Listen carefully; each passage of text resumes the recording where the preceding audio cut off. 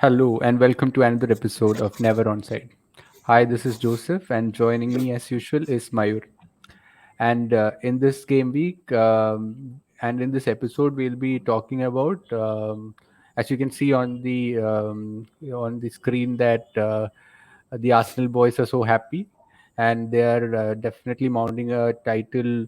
Like they are the ones definitely to lose. Like it's theirs to lose right now, coming into February, and it was a very good display by Arsenal against both United and also in the North London derby, which we'll be discussing.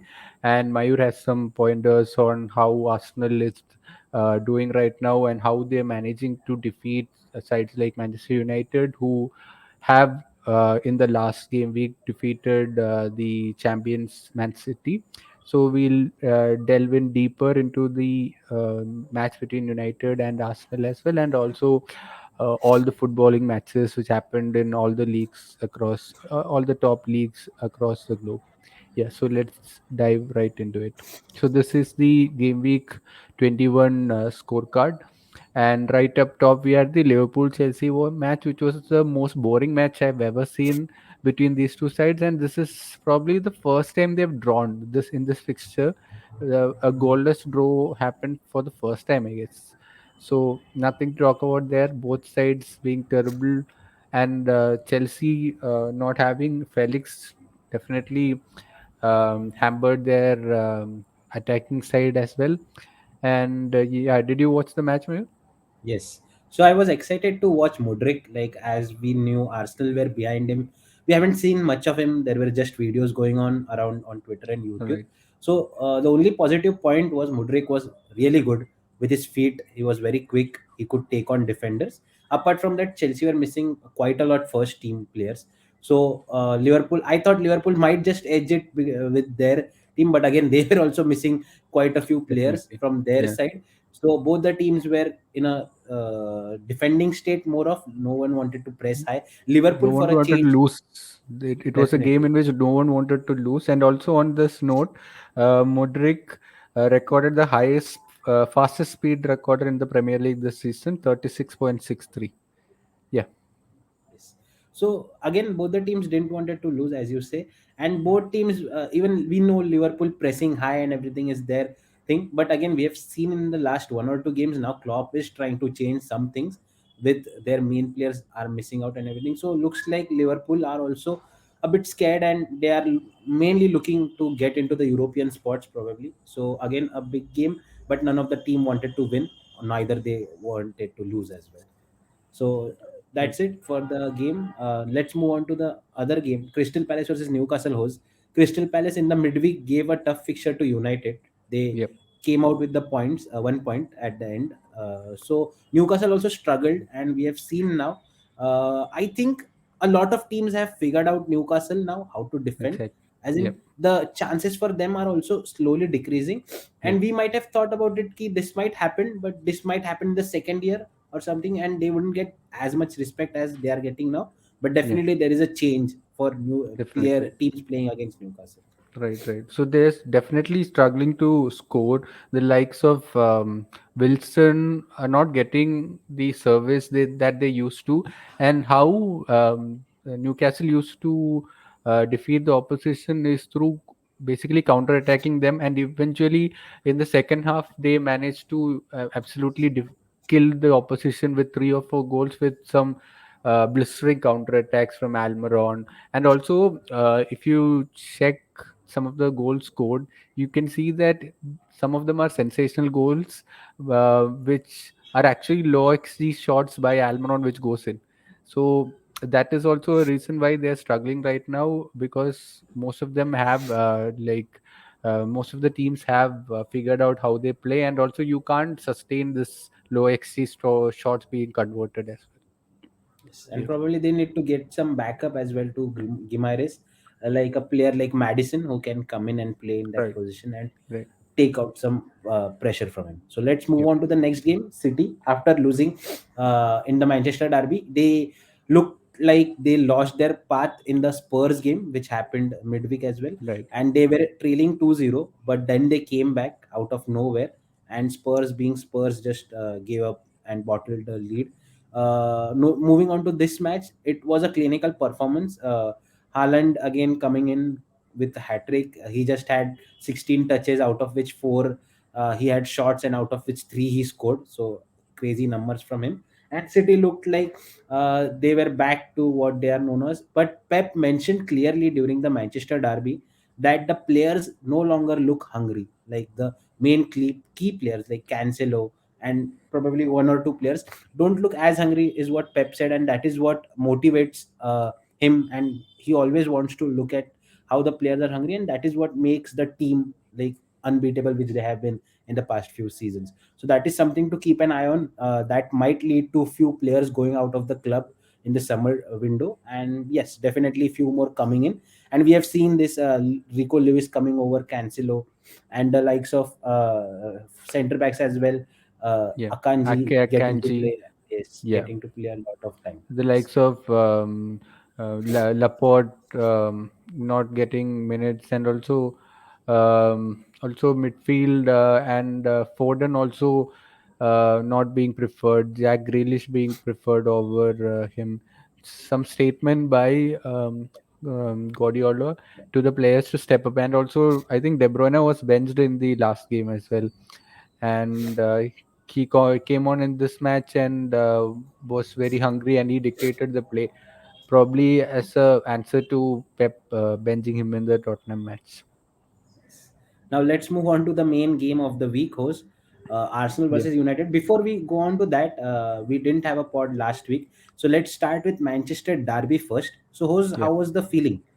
It looked like it would be a tough game, but you came out with those points, and City yeah, started had the goal and everything. So, how was your feeling throughout the game? yeah. So first of all, when I saw the team sheet when Martial was not there, and when Vego started, you could see that there are not enough ball progressors in that side, especially when someone like Bruno sometimes plays on the right side.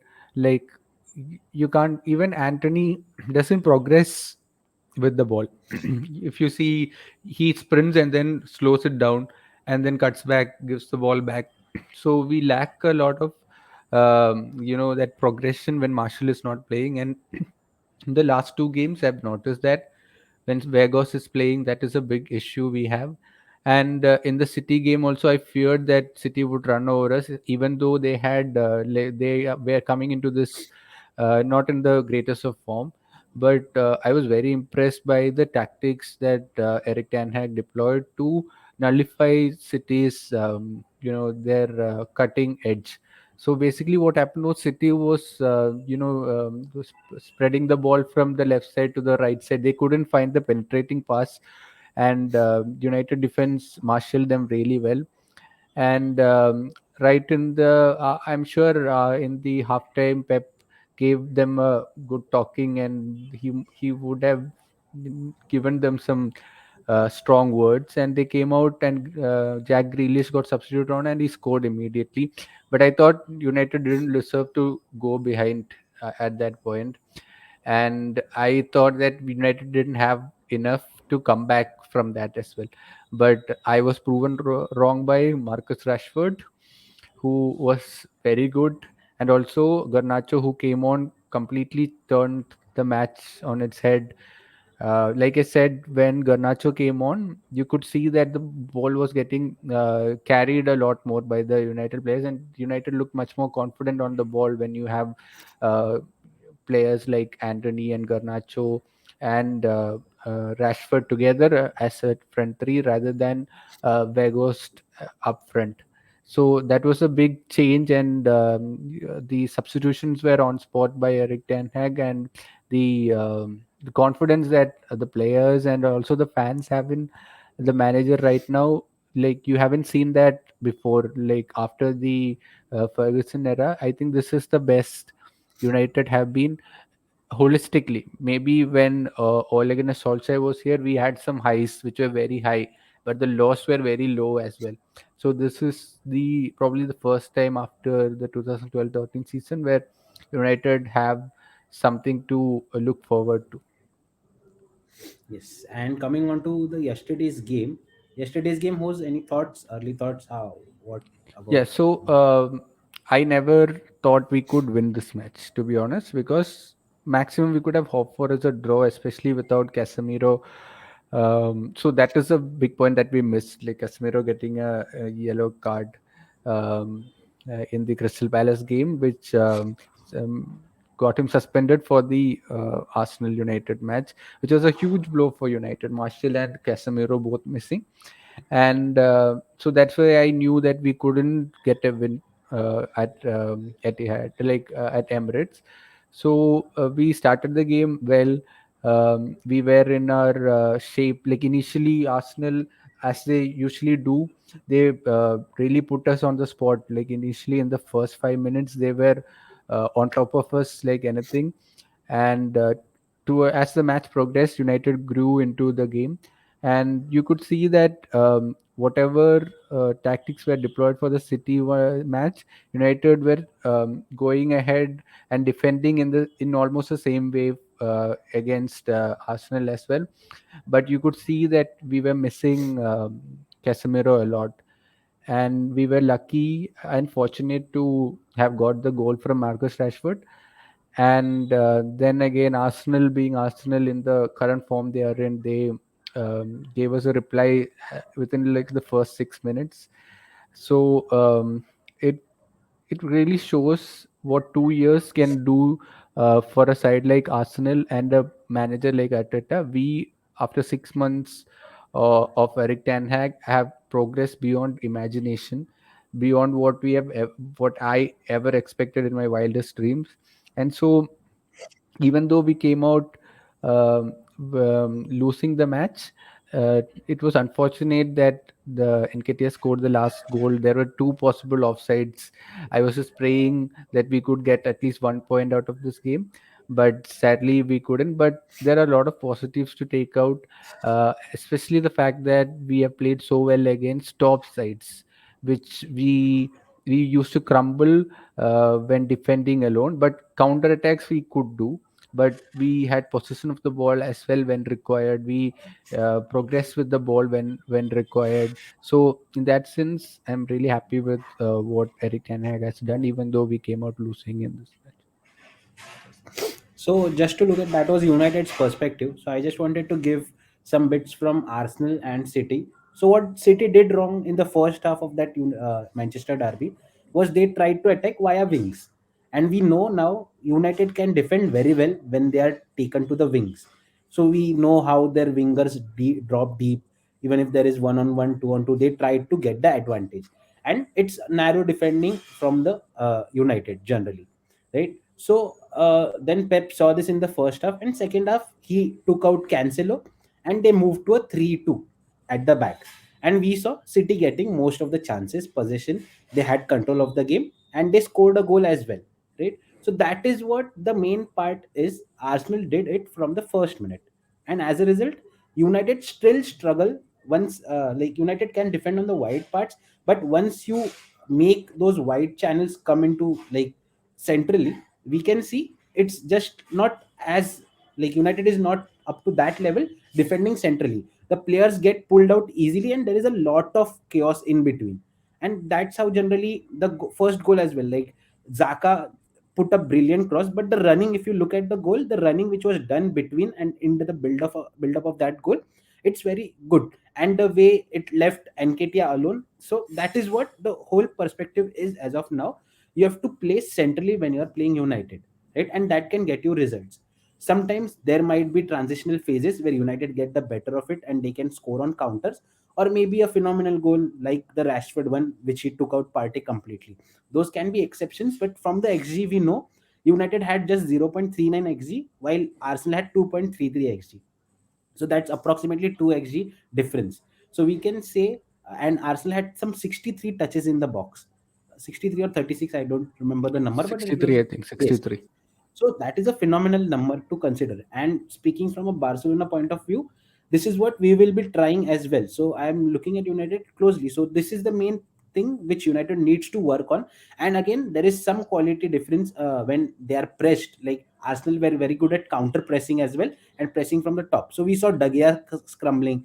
Then Yeah. Varane also was scrambling a bit when he was pressed. Van Bissaka also gave the ball quite a lot times. So that is something where you need more time. Like as you said, Arteta had some time. So if ETH gets those players, they can improve on Yeah. that phase. But currently, that is the weakness where if they are pressed a lot, you get those balls. And Right. talking about Casemiro, yes, definitely the XG would have been lesser, but the areas which Arsenal attacked yesterday, I guess even Casemiro wouldn't have been able to make that much of a difference. Like definitely he would have made the difference. He's a better defender and a better person who Passer. anticipates things. Yes, And also passes anticipates. much better than Yes. Yes, so he yeah. could have anticipated and given that ball, but his best play comes in transition plays. So that wasn't much in yesterday's game, like in the Arsenal United game, where there weren't many chances for United to transition into an attack. So that is what Arsenal did very well. They controlled the ball and targeted the central areas. So Arsenal, the plan came out very well. But United, through sheer character, they came through and scored two goals, and it was almost looking towards a tie. But at the end, again, Arsenal completely great team, and you can see the character why they are the favorites now, and why they, like, from a match, from this level of match, magnitude of match, where United is coming into such good form, you come back and show that you are ready here and you are ready to win it, right? So Right. that is Right. what I have very Yeah. impressed about Arsenal and Yeah. Arteta as well. The tactically it was a very well Yeah. laid plan, but not all things come as what you have Yeah. planned. So, from a United perspective, I think what we need right now is a right back who is better than Dalot, and Dalot can be the first, like the first sub for the right back position, and also De Gea is a big issue right now. I'm sure Eric Ten Hag realizes this because you could see what Arsenal was trying to do. Arsenal were trying to put pressure on Arsenal, and also the Emirates crowd were putting pressure on De Gea whenever he had the ball, and De Gea doesn't have the vision to pass the ball out like how someone like an Ederson or a Kepa would have. So that is a big issue, and which it is very clear that that is a big area of concern. So that two positions, and also the Ericsson position in big games, I've noticed that when the likes of City and also Arsenal, who are currently the top two teams playing in terms of the total football that they are displaying on the pitch, you always have a player like an Odegaard or a De Bruyne who would come in, come up against someone like a Ericsson who is sitting deep alongside Casemiro. Casemiro would be just screening the defense, but Ericsson would be the person who would be providing the movement up front and back. So basically, we need someone who can play in those big matches, who has the creativity and also can come back and defend. Someone like a Bruno Guimaraes, what he offers. So that is also a position that we should. I don't think most of the United fans think about it, but that those three are the positions that I feel United needs to strengthen immediately. And also on Arteta, what a great manager! I thought in 2021 towards the end, I guess, I thought he would get sacked. He was on the verge of getting sacked, I'm sure, but the board, uh, kept faith in him, and it is paying dividends. It's so refreshing to see a young manager do this, and the attention to detail he has. I was reading a thread on Twitter about how Arsenal and Arteta tried to incorporate basketball into their play as well. I think Mayur, you shared the thread, and it's fascinating how Arteta puts in attention to detail when it's required. So what the thread goes on to say is that football, like basketball, is a transitional sport in which and also an invasion sports in which you have to invade the opposition's half in order to get goals, and you have to defend your own half. So, and the thing is, in basketball, there are a lot of transitions which are happening. Basically, every time you progress with the ball, and it either after you score or when it rebounds, or when the opposition steals the ball, there are quick transitions which are happening and quick counters which are happening every, let's say, 20 seconds. But in football, it doesn't happen that often. So what Arteta is trying to do is to look into another sport to identify what we can do in terms of these transitions, because basketball has higher transition rate, and if you can incorporate that in football, what will happen? Like, if you can get the ball faster from the opposition, if you can pass just like how basketball players progress with the ball in their own half into the opposition half. So this is what Arteta was trying to do, and he was in contact with people from basketball, from rugby, is to understand what is going on in other sports as well. And I hear that Arsenal players also follow basketball a lot. Maybe because Arteta wants him to follow, or I don't know. It's because they like to follow, because some of the celebrations they do are also related to basketball as well. So that is something fascinating, and we'll probably put the link in the description so that you guys can read it as well. Yeah. So moving on, Spurs looked really bad against City.